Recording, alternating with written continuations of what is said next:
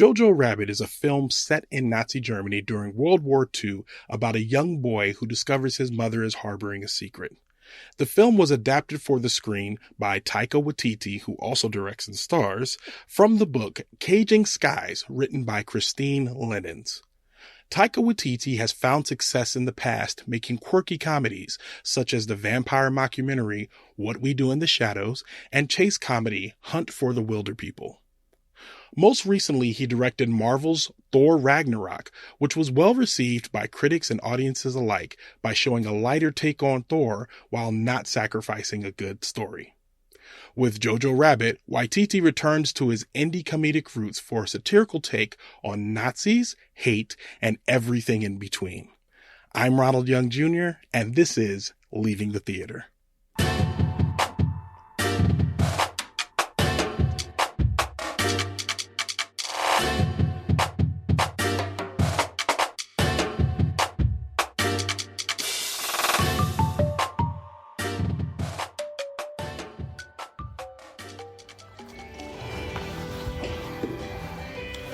What's up, y'all? I am leaving the theater after seeing JoJo Rabbit, and today I have a guest. Say your name. Molly. I am here with Molly, who is uniquely positioned to give her unique thoughts about this movie, and we'll bring her in 1 second. Let's see. All right, so how do we get out of here? Oh, this way. Okay.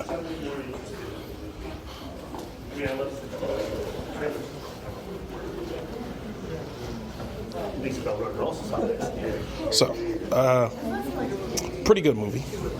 I enjoyed it. If you listen to the top of the episode, I talked about how the movie is basically following a 10-year-old boy in Nazi Germany during World War II. And as the movie opens, we learn a little bit about this boy being a bit of a fanatic for the Nazis. And the movie kind of just chronicles him going along his life until he finds out that his mother is harboring a secret. Can't get into that too much without giving spoilers, but I will say the acting from this boy, I don't know how old he is in real life, and his name is Roman Griffin Davis. I don't know how old he is in real life, but really did a great job. There was scenes where he had to cry, scenes where he had to deliver lines and laugh. The writing was solid in this movie, dialogue was great, but mostly him, the stuff that he was doing was fantastic. I mean, essentially, in a lot of ways, you're watching a coming-of-age story of a kid and his friends, or friend, if you will, but it's set, the backdrop is what makes it probably a little more controversial. But that being said, acting was great, not only from him. Scarlett Johansson's in the movie, acting was great from her. Thomasin McKenzie plays a role in this movie. She was great. Rebel Wilson, Stephen Merchant, Alfie Allen, Sam Rockwell, all great. All play different roles in the movie. Won't get into too much of what they did, but want to talk more about... won't get into what they did individually, but all together made a very good ensemble, I think. So acting was great, dialogue was fantastic, very witty. Taika Waititi does a good job of snapping it up. Taika Waititi also in the movie playing a fictionalized version of Hitler and the main character JoJo's friend. So their interaction's fantastic. Again, very well written, very tightly written. Really enjoyed that. The plot wasn't super thick. There's one thing that happens in the movie and everything else happens as a result of that thing. But other than that, we can stand here for a minute. Everything else happens as a result of that thing. But other than that, there's not too much like plot besides the fall of the Third Reich, which isn't super... Where are you going? What? No, stop doing that. No, don't do that. I'm doing a review. Stop. Okay. All right. So,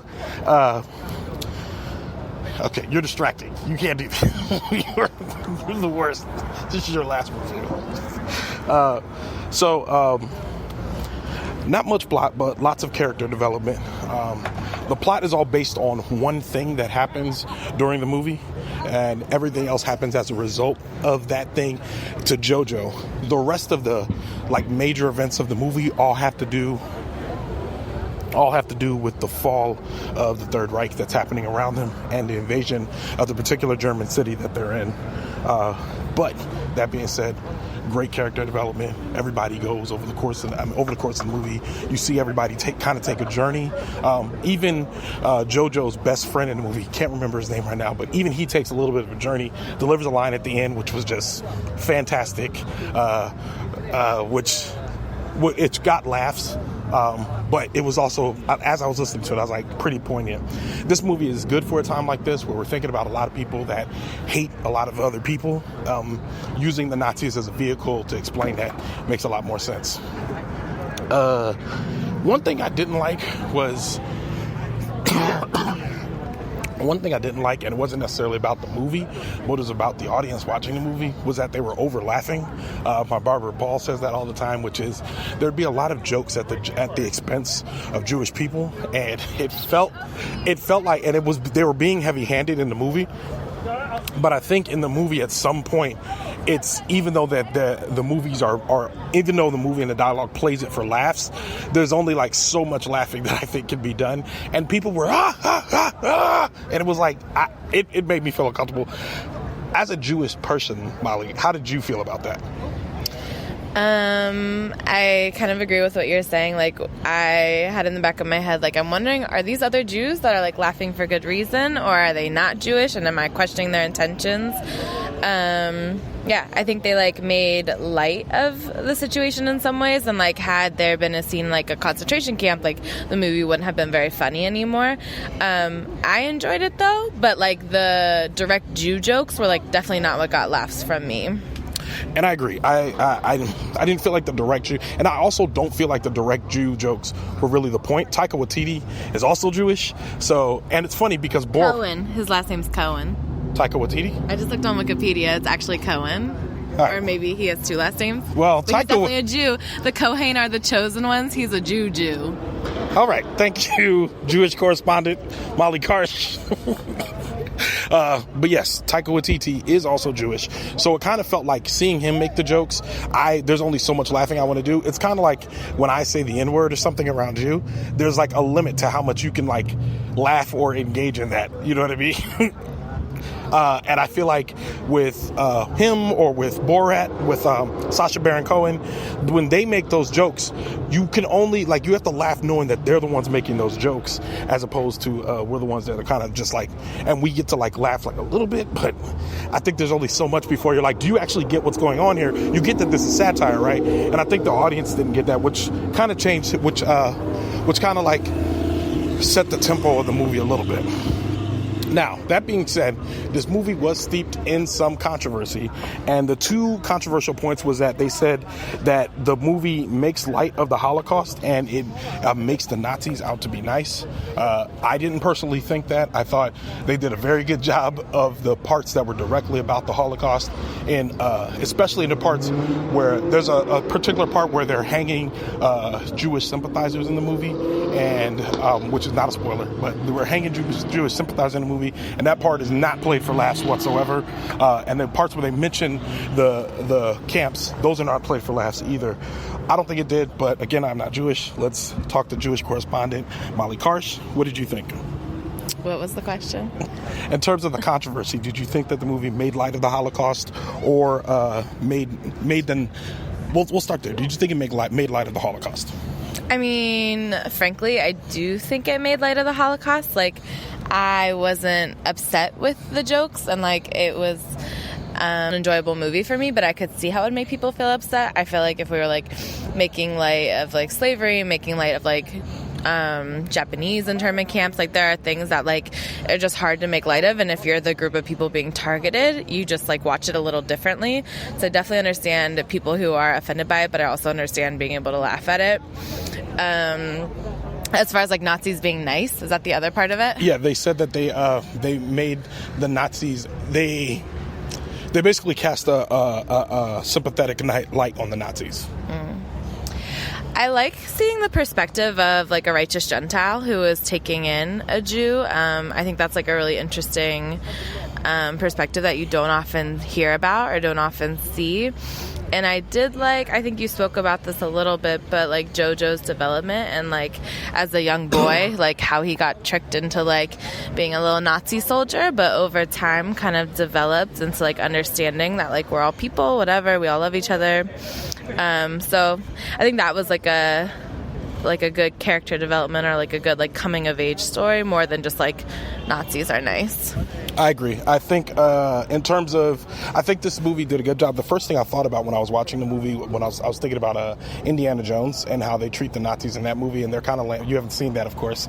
Molly hasn't seen any movie. I should point that out. But those of you that have seen Indiana Jones and Last Crusade, it was those Nazis. It's the whole idea of it's like they treat them like brutish thugs. They don't really give them much depth. And in this movie, they kind of do the same thing. It's towards the end of World War II where a lot of these people know they're realistically looking at it and seeing that their reign is coming to an end, and they're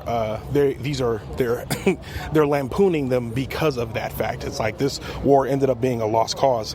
Whereas through the eyes of JoJo, you're looking at him and he's just ingratiated with the Nazis. He just loves it. He wants to be a part of the group so bad. He wants to be a part of the team so bad, and he just wants to be one of them. And looking through the eyes of a 10-year-old boy and listening through his perspective of how he sees the Nazis, for me, as I'm watching it, I'm like, okay, I get it. A kid, you could tell a kid anything.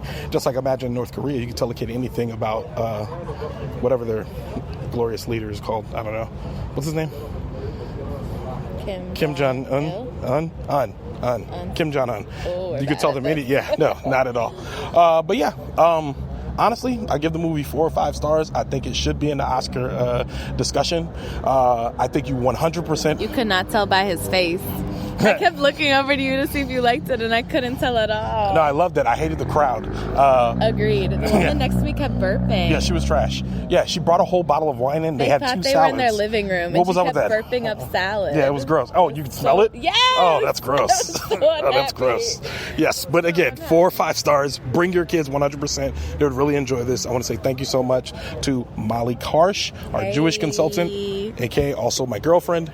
And yeah. We got to walk into this Target, so I'm not quite back to my car yet.